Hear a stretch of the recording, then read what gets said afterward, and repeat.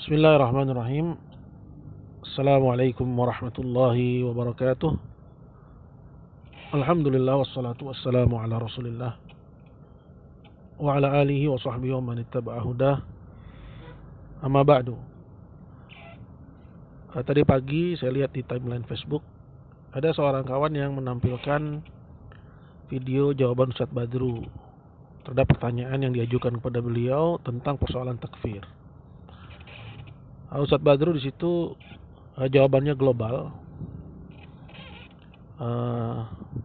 tanpa merinci persoalan takfir dalam masalah apa. Karena seperti yang kita ketahui, ada persoalan yang terang dan ada persoalan yang samar, sebagaimana ini takrir para imam-imam dakwah salafiyah, dan bahkan teks dari ayat Al-Quran dan juga hadis Nabi SAW. Nah, kemudian ada beberapa kerancuan dari jawaban Ustadz Badru di situ. Namun sebelum saya menyinggung kerancuannya, yang pertama saya ingin sampaikan bahwa kita sepakat bahwa persoalan pengkafiran Muslim itu perkara yang khatir dan tidak boleh dilakukan kecuali dengan kehati-hatian dan dengan ilmu dan basirah. Pengkafiran Muslim, yaitu orang yang tidak melakukan membatal keislaman, nah ini kan jatuh kepada kekufuran yang tidak bertabrakan langsung dengan aslul Islam.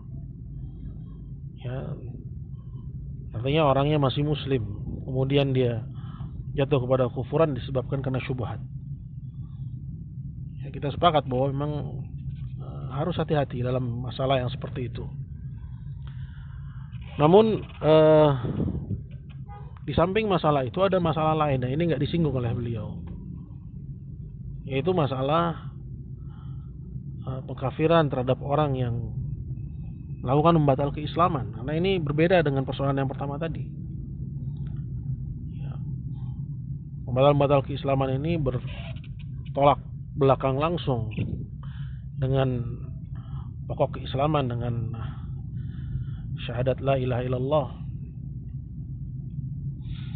Nah, dalam konteks yang kedua ini, itu orang yang melakukan pembatal keislaman seperti misalnya sujud kepada selain Allah, seperti menyembelih untuk selain Allah, yang dilakukan dalam rangka ibadah tentunya, walaupun pelakunya tidak mengatakan bahwa ini ibadah, ya.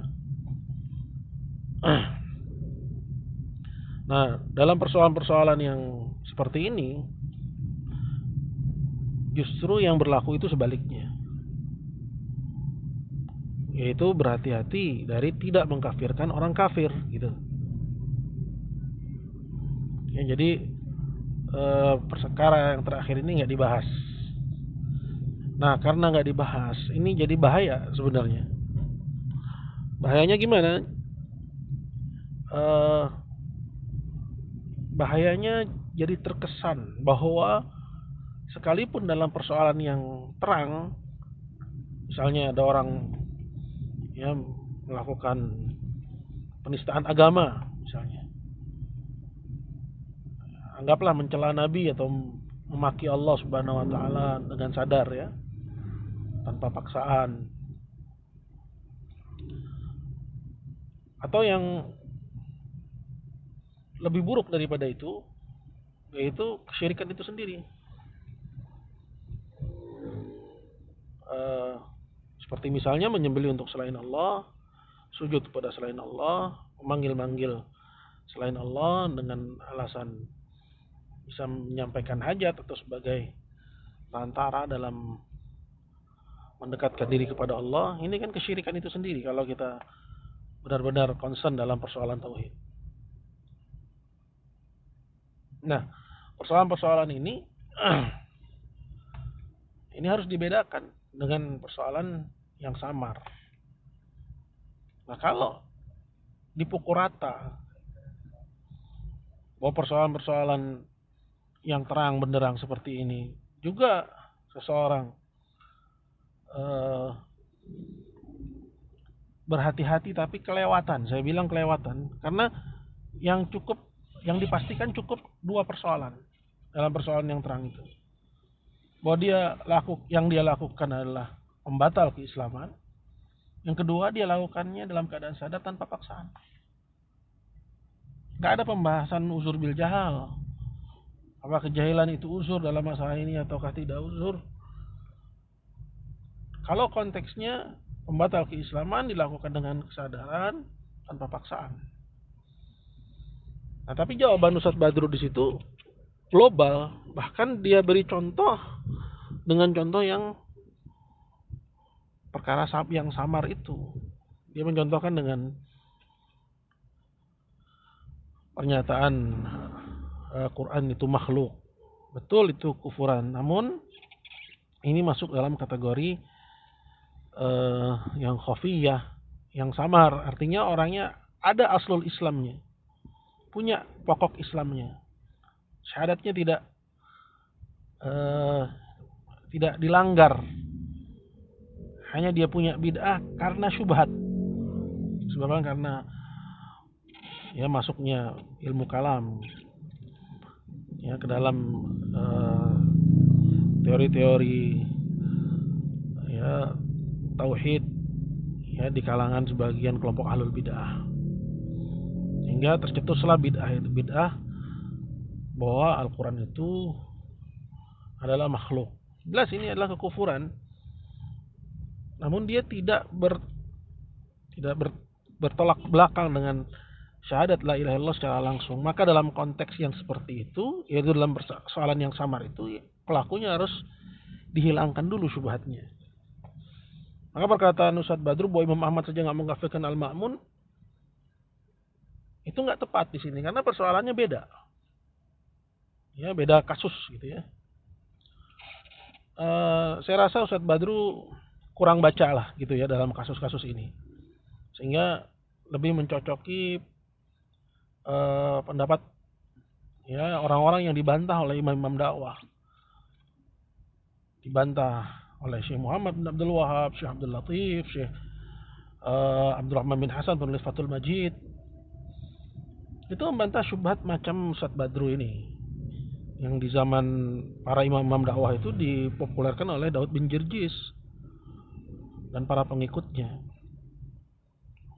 Jadi ini yang pertama. Jadi bahaya kalau mengeneralisir ya persoalan ini seolah-olah semua persoalan itu samar gitu.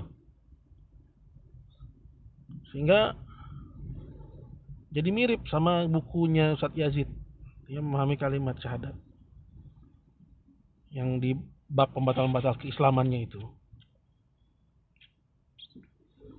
Ya, saya nggak bahas bukunya Ustaz Yazid di sini, tapi endingnya itu sama.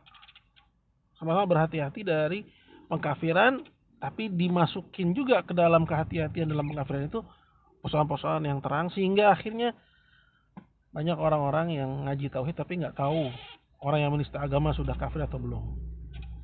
Ya, bahkan orang yang sudah mengaku saya kafir, ya dia nggak berani mengkafirkan dengan alasan kehati-hatian. Nggak semua kehati-hatian itu terpuji. Ya, kehati-hatian dalam persoalan yang terang benderang ini bahaya. Ya, sama seperti hati-hati khamr itu haram atau tidak haram gitu. Persoalannya terang. Ya. Atau babi itu haram atau tidak haram. Enggak terpuji hati-hati dalam masalah ini. Ya. Jadi ya enggak benar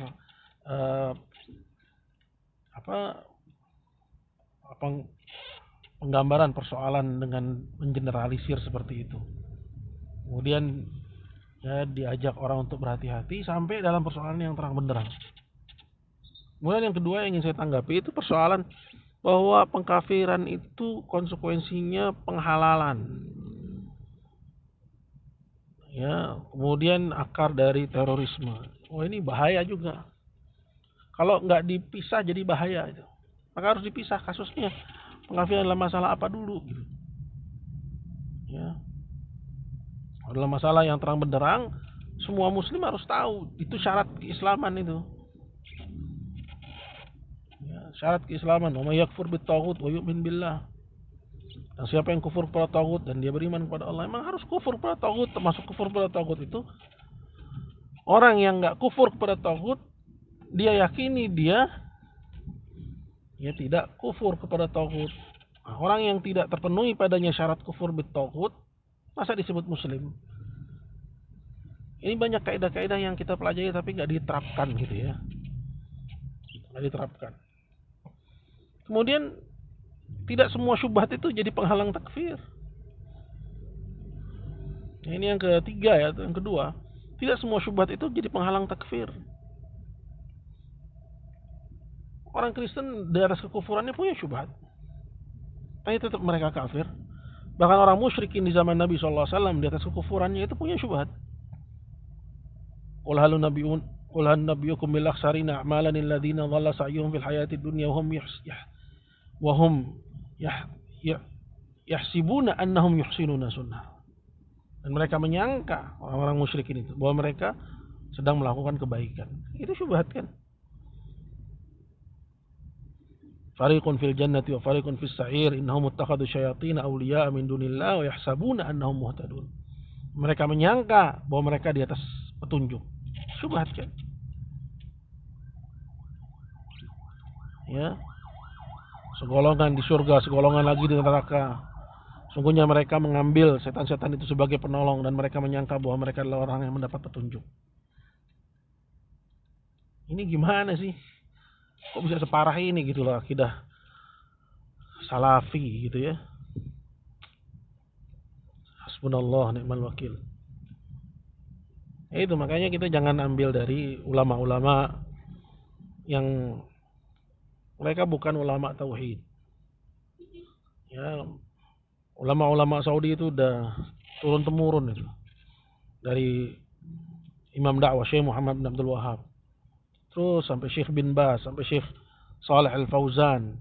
Hatta Syekh bin Utsaimin yang sering dicatut namanya nggak sepemahaman dengan mereka.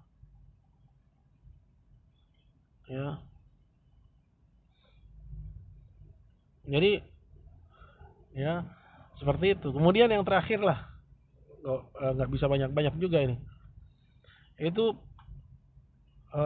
ini yang sering disalahpahami juga, menganggap bahwa kalau salah mengkafirkan jadi kafir. Ini dari mana?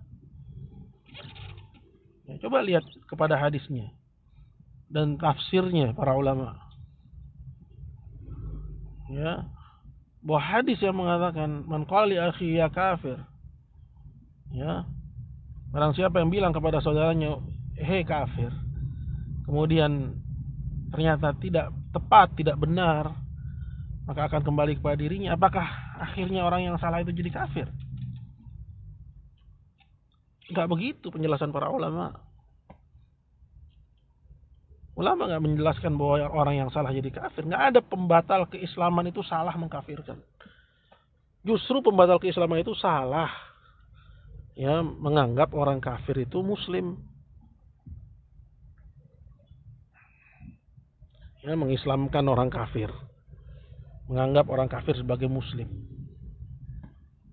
Ya, nggak mau mengkafirkan orang kafir. Batal yang ketiga itu. Bukan ya kebalikannya. Mengkafirkan orang yang belum kafir. Nah, satu lagi lah. Pembahasan ini kalau kita lihat kepada para takrirnya para imam-imam dakwah, orang yang nyembah kuburan itu di luar pembahasan orang Islam. Artinya ketika dikatakan tidak boleh mengkafirkan orang Islam, itu nggak masuk di dalamnya itu penyembah kubur. Ya, nggak masuk di dalamnya penyembah kubur. Karena penyembah kubur itu sudah keluar dari lingkup keislaman. Gitu. Nah, jadi yang dimaksud ya berhati-hati mengkafirkan orang muslim itu dalam persoalan-persoalan kekufuran yang samar. untuk tahaqququs syurut wa intifaul mawani'. Ya, harus hilang syubhat. Ya. Adapun dalam persoalan-persoalan yang terang seperti menyembah selain Allah, menyembelih untuk selain Allah, ya cuma dua tadi yang saya sebutkan. Pastikan bahwa memang perbuatannya jelas kekufuran yang akbar, yang bertentangan dengan hakikat la ilaha illallah. Kemudian yang kedua, bahwa orangnya melakukannya dengan sadar dan tanpa paksaan. Sebenarnya saya sudah agak malas gitu nangkepin yang seperti ini. Cuman ya udahlah. Udah cukup banyak itu penjelasan. Alhamdulillah banyak juga yang sadar. Semoga juga kesadaran ini bisa merambah ustadz-ustadznya. Barakallahu fiik.